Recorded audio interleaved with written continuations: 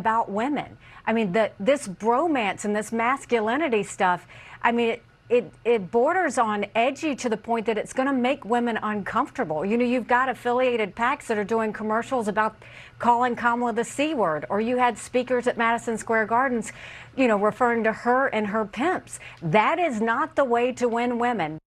By the way, we should point out none of the C words that Gretchen was talking about. Please, thank you for that clarification, Andrew. An Elon Musk PAC is put out a commercial using very derogatory. Which they pulled back. Oh, well. Yeah, okay. I know. But with Nikki Haley, I mean, this will go down if Trump loses this election.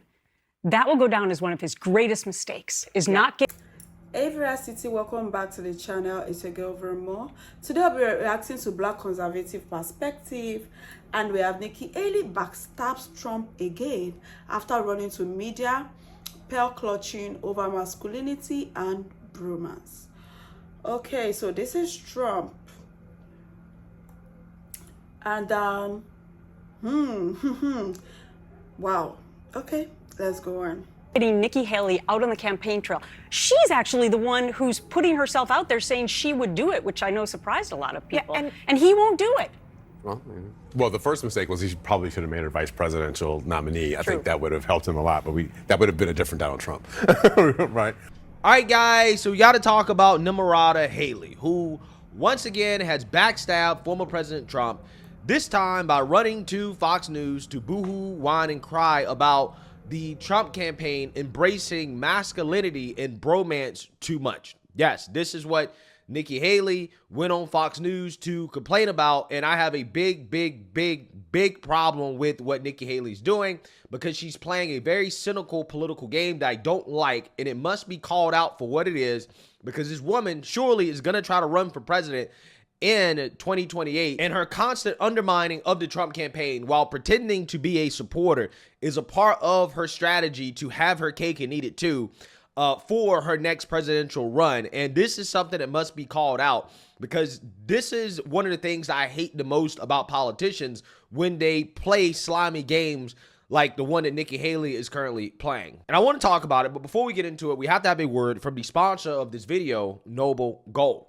Are you worried about the future of the U.S. economy? With so much uncertainty in the air, it is natural to fret about the security of your retirement savings. However, there's one asset that stands the test of time, and that is gold. For centuries, gold has been a hedge against market volatility and economic instability. With a gold IRA from Noble Gold Investments, you can harness the power of precious metals in order to secure your financial future. By rolling over your existing IRA or 401k into a self-directed gold IRA, you can enjoy the potential for long-term growth and stability. Diversify your portfolio with a tangible asset that has real value. Setting up a gold IRA with Noble Gold Investments has never been easier, with its streamlined process and expert guidance. This election year, do not let the volatility and uncertainty keep you up at night. Vote for the timeless safety of gold and silver in 2024. And Noble Gold Investments will give you up to 10 1-ounce silver Trump coins or a 10-ounce silver American flag bar if you open a qualified account. Go to noblegoldinvestments.com now. That is noblegoldinvestments.com. And just remember, there's a risk with every investment, and there's no guarantee of any kind. With Donald Trump, we know what we're going to get. We lived the economy under Donald Trump. We know how strong he was on the border. We know how energy dominant we were. And then we also know what our national security looked like. And so I don't agree with Trump 100% of the time, but I don't agree with Kamala Harris on anything. You know, the Harris campaign is utilizing some Republicans who've come to support her, including former Congresswoman Liz Cheney. Clearly, a lot of analysts think they're going after voters who supported you in the primary.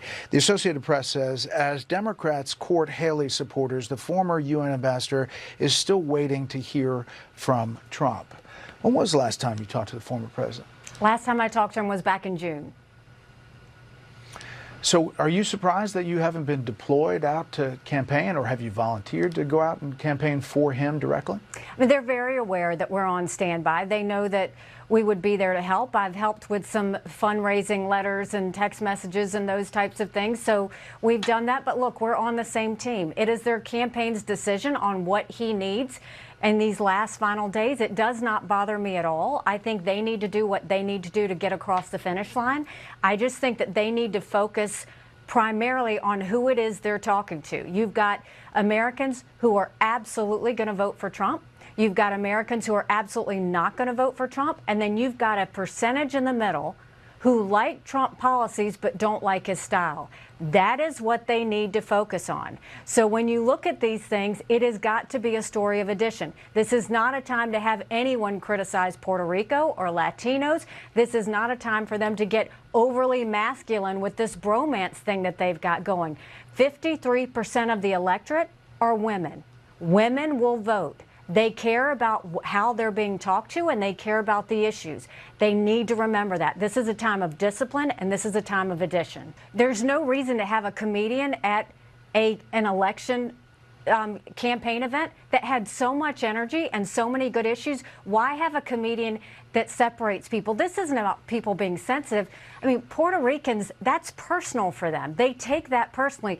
So they were right to denounce the comedian. They need to go and tell Puerto Ricans how much, they do value them. They need to tell Latinos that, but they also need to look at how they're talking about women. I mean, this bromance and this masculinity stuff, I mean, it borders on edgy to the point that it's going to make women uncomfortable. You've got affiliated PACs that are doing commercials about calling Kamala the C word, or you had speakers at Madison Square Gardens, referring to her and her pimps. That is not the way to win women. That is not the way to win people who are concerned about Trump's style. You need to look at how they're talking about women. I mean, this bromance and this masculinity stuff, I mean, it borders on edgy to the point that it's going to make women uncomfortable.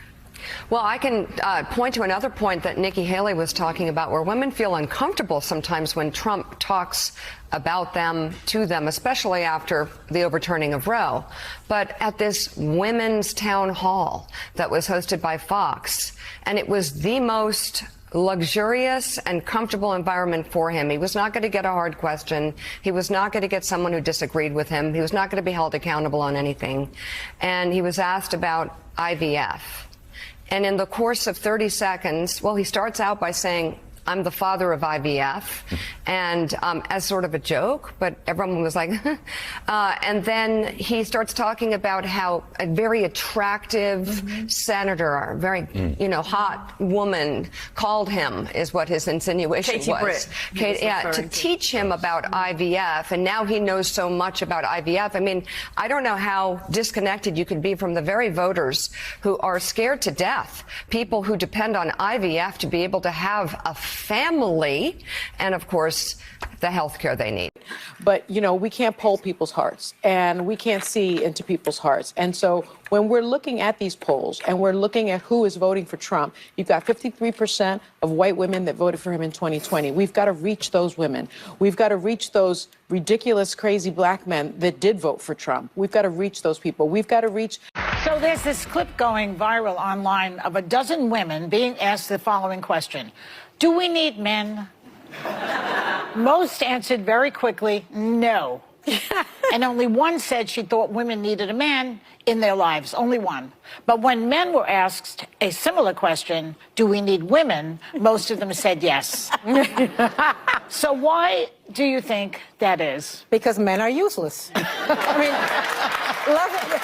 And by the way, I want to differentiate between straight men and gay men, because I think I would die without gay men. Nobody can gossip like gay men. Nobody can help you accessorize like gay men. Nobody can help you keep you from doing harm to yourself like gay men. Actually, it was said by an Australian social activist, Irina Dunn. She said, a woman without a man is like a fish without a bicycle.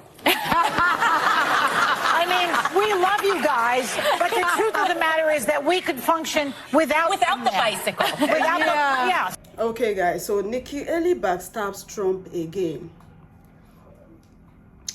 Now, it's right time for Nikki Haley to pick side, because we cannot deal with her backstabbing Trump. Which side is she supporting? You cannot stay by the fence. You either are for this or for this. So who is she supporting? She's just saying trash. Nikki needs to admit that she is a Democrat. She needs to admit that she's a Democrat. She's just ensuring that she doesn't get a job at this point. I think the fact that Trump ignored her and replaced her with Tulsi shows so she is angry. And that is why she's doing all of this. Because why would you be a Trump supporter and backstab him? As a woman, I don't know why masculinity should make me feel uncomfortable.